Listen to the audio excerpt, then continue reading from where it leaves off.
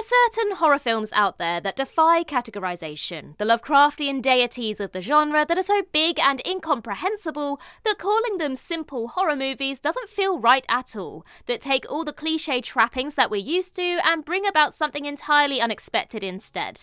They aren't the sort of horror films that dismantle and take apart the genre like satires in the vein of Scream or Cabin in the Woods, or genre hybrids like Shaun of the Dead or Get Out, but instead horror films that don't feel like horror films. They break the rules and don't fit into the set mould, and from the outset look completely different. Whether it's elevated horror pushed to its limits or classic stories transformed into something palpably different, the whole genre's seam starts showing with these big beefy titles. So with that in mind, I'm Ellie with What Culture, here with 10 horror movies that break the genre. Number 10, Under the Skin. Scarlett Johansson stars as a beautiful woman revealed to be from another planet in Under the Skin, one that hunts young men in Scotland for a tasty human snack, taking them into a black void in her house. And whilst this sounds like pulpy horror for the most part, it's actually a bleak existential nightmare more in place of a schlocky monster movie. What's so extraordinary about this film is how it subverts typical slasher plot conventions, with the most obvious switch seeing a woman preying on defenceless men. The whole film feels like a truly terrifying, unique experience, with director Jonathan Glazer giving the film a real sense of dread and tension throughout. Brutal sci-fi imagery combined with an ice-cold concept makes this piece more disturbing than it appears. Whoever doubted Scarlett Johansson seductively taking people back to her house could ever be terrifying is probably red in the face now. Number 9, Onie Barber. Onie Barber is widely considered to be one of the finest films in the genre. If you agree it belongs there, of course. The plot centres around a mother and daughter-in-law duo, credited only as older woman and younger woman, who are struggling in a period of civil war. Their next-door neighbour causes tension between the two as the younger woman begins an affair with him. Then their lives are changed forever when a lost samurai arrives on the scene wearing a scary Oni mask. And our winding horror movie comes creeping slowly out of the woodwork. For a lot of its runtime, the film is a slow burner focusing on the relationships between the three main characters. It prides itself on being an atmospheric mood piece rather than an over-the-top scare fest centering more on uneasy and haunting tension. And whilst it's debatable whether this is a horror film for the most part for a first-time watcher, the last 10 minutes undeniably commits this film to the horror movie canon. Number 8, Picnic at Hanging Rock. Influential and critically acclaimed, this film is often cited as one of the most famous examples of Australian cinema. And while some debate if this is a horror or not, the concept alone is enough to sink that argument without the need for any outrageous visuals. The film is based on the 1967 novel of the same name and centres on the disappearance of 3 young schoolgirls and their teacher during a school trip at Hanging Rock. Putting a unique spin on its narrative, the film has a keen focus on gorgeous cinematography, eerie music and dramatic editing. It all creates a sinister atmosphere, evening out into a hypnotic, odd and very strange film. Picnic at Hanging Rock is at its heart an incredibly disturbing story, and one that never gives us real closure. As a result, this whole fictional tale told as true feels all the more frightening, and just a little too close to reality for comfort. Number 7, Martha Marcy May Marlene. One of the most underrated thrillers of the 21st century is Martha Marcy May Marlene, the first film and breakthrough for Elizabeth Olsen. It focuses on a young woman, Martha, who escapes from a dangerous cult she was a member of. She returns to her family, her sister Lucy and Lucy's husband Patrick, and begins to become paranoid that she's being stalked by the cult. A dark drama that discusses how a traumatic event can derail a young person's life, the film has a really chilling atmosphere to it. We're never really sure why everything is so tense, but director Sean Durkin just adds this aura of dread and tension to the air, never letting up as the story spirals ever onwards. Putting us right in Martha's shoes, we become more and more convinced that the cult are still stalking Martha, playing up paranoia and tension to alarming degrees as wide-panning shots instill a sense of never quite seeing what's right in front of us. Reality is drawn as a fine line, and we're never quite sure what side of it we're standing on. Number 6, Stoker. Legendary South Korean director Park Chan-wook created something special in his 2013 effort Stoker.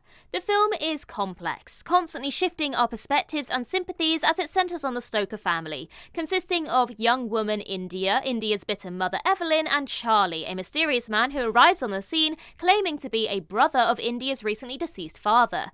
The film, like a lot of Chan-wook's works, mashes and blends genres in a very unique way. It is simultaneously an affectionate callback to the classic Hitchcock thrillers, often compared to Shadow of a Doubt, and old-fashioned mysteries and film noirs, but also a brooding gothic tale and a very dark comedy.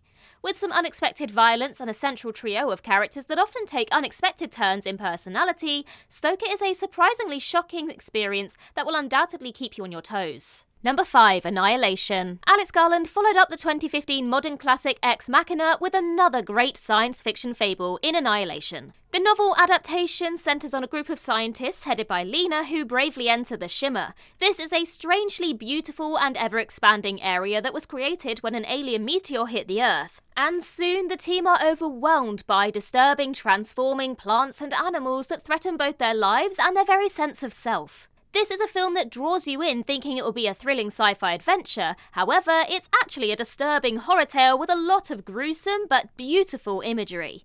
The closest comparison would be a modern version of the 80s sci-fi horror The Thing. One only needs to watch the bear scene to feel the full force of this mesmerising piece of weird fiction. Number 4. A Ghost Story. Perhaps the loosest entry here, and by default, the one the most deserving of a film that breaks the genre, A Ghost Story isn't a tale that relies on gore, jump scares, and tone or atmosphere for its horror, but its philosophical ideas instead.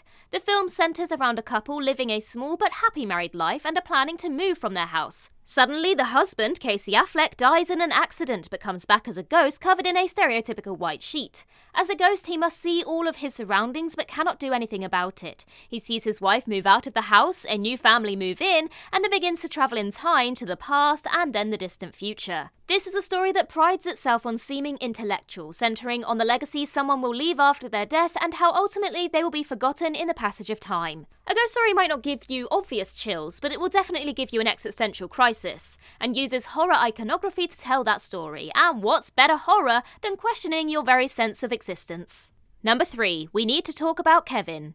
Based on the novel by Lionel Shriver, We Need to Talk About Kevin stars a terrific Tilda Swinton as a put-upon and stressed mother, Eva. The film centres on how Eva struggles to cope with her psychopathic son, Kevin, who throughout his childhood and early teens is incredibly difficult, to put it mildly. We're not talking tantrums here, but blatant disrespect that leads to violent ends. With no help from her negligent husband, Kevin's behaviour only gets worse, to the point where he commits an awful and unforgivable act. What starts off as a fairly standard family drama, We Need to Talk About Kevin gets darker and darker over its runtime. This isn't directed like a standard horror film. Lynn Ramsey lets us sit with all the disturbing things that Kevin does, marinating in the notion of just how evil mankind can be. Number 2. Zodiac. Following cartoonist Robert Graysmith, police officer Dave Toschi, and journalist Paul Avery, Zodiac is David Fincher's deep dive into the obsessions that fueled catching the Zodiac Killer, the notorious killer that began a reign of terror during the late 1960s.